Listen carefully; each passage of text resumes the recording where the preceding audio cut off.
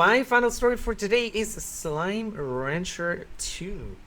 So while not a new game, this is a game that I've talked about a few times on the show before, just because I played the first one and I did not finish it, but I loved it to bits. It's very cute, very not as colorful as I'd like. Number 2 is going to be a lot more colorful. Number 1 was set out in space, but the original sold over 50 million copies, right, by the developer Monomi Park. So one of the things I'll talk about towards the end of this segment is that they're like, yes, this is going to be in early access for 18 months. This was in 2022, and as you can imagine, it's already past 18 months, and the developer has said, yeah, we're not a crunch company. The game's going to come out when it comes out. And that sometimes makes me upset because I want to play this now, you know, like I'm like, oh, come on, this is so awesome. I want to play this now.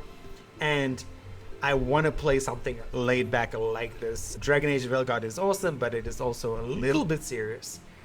So I thought, like, let's catch up on the game and see what's happening with it. So you're on Rainbow Island, again, wonderful compared to space. Same charming ranch gameplay, but in a new biome filled with mysterious ancient tech and more slimes, right?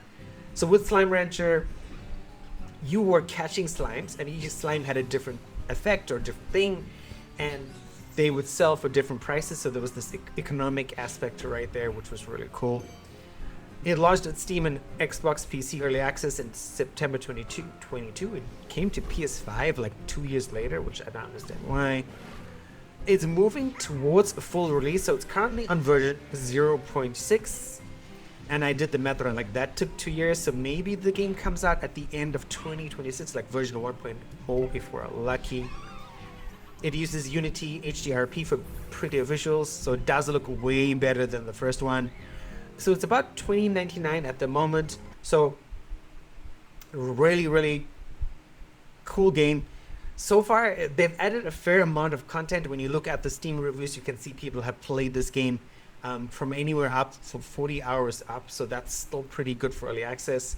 I have not played it yet, as again, I'm not playing anything in early access just because it's the first My Time at Porsche I played in early access. And it was a mistake because I'm like, I played 40 or 50 hours in early access.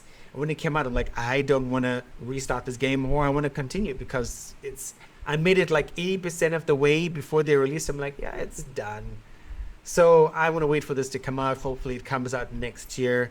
But really, another one of those very famous games, cozy, cool adventure games, strategy, economic management, micromanagement. Now with some research in terms of going out, discovering things, and like, hey, here's this cool piece of alien tech. It can give me this advantage, or I can sell it and earn this money and use it to upgrade my slime farm, right? Because that's what you're doing is when you start off the original Slime Ranch, and in this game as well, right? You have this gun that sucks in the slimes. You use the gun to put slimes in a little cage, and you can sell those slimes, right? And there are slimes everywhere, and there's obstacles you have to overcome, right, in order to get to places, and you have to get upgrades like a jetpack and that sort of stuff. So all of the stuff from Slime Rancher 1 has been sort of upgraded and expanded upon to give you a lot more depth of gameplay, a lot more variety. So it's not just go to point A, suck in slimes, come back, and now hatch more slimes and sell those slimes to the galactic corporations in the game.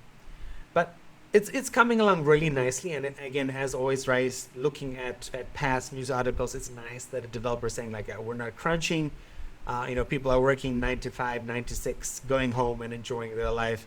The game's going to come out when it does come out, so I'm fully supportive of that, despite the inner child in me was like, no, I want it now.